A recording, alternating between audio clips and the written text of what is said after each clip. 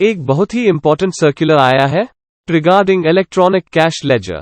इससे पहले हमें यह समझना होगा कि इलेक्ट्रॉनिक कैश लेजर क्या होता है। इलेक्ट्रॉनिक कैश लेजर एक वॉलेट की तरह काम करता है। जब भी हमें जीएसटी भरना होता है तो सबसे पहले हमें इलेक्ट्रॉनिक कैश लेजर में पैसे डिपॉजिट करने पड़ते हैं। पहले हम इलेक्ट्रॉनिक कैश लेजर का बैलेंस किसी और डिस्टिंक्ट पर्सन के ए कैश लेजर में ट्रांसफर नहीं कर सकते थे।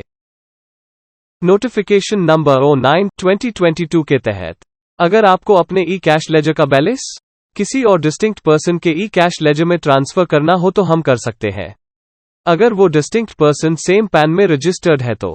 पर आपको एक कंडीशन सेटिस्फाई करना होगा, तभी आप अपने बैलेंस ई कैश लेजर को ट्रांसफर कर पाएंगे।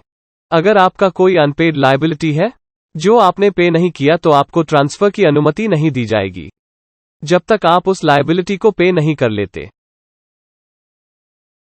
और एक सबसे जरूरी बात यह है कि आप जिस डिस्टिंक्ट पर्सन के ई कैश लेजर में ट्रांसफर कर रहे हो वो भी उसी पैन में रजिस्टर्ड होना चाहिए। मान लो एक शॉप लोकेशन ए में है और दूसरी शॉप लोकेशन बी में जो कि एक अलग ही स्टेट में है। इस केस में दोनों ही शॉप्स को हम दो डिस्टिंक्ट पर्सन मानते हैं जो सेम पैन में रजिस्टर्ड है।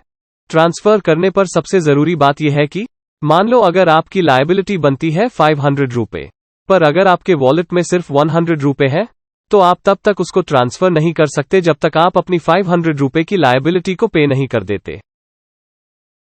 मैं आशा करता हूं कि आपको ये नोटिफिकेशन समझने में अब कोई भी दिक्कत नहीं हो।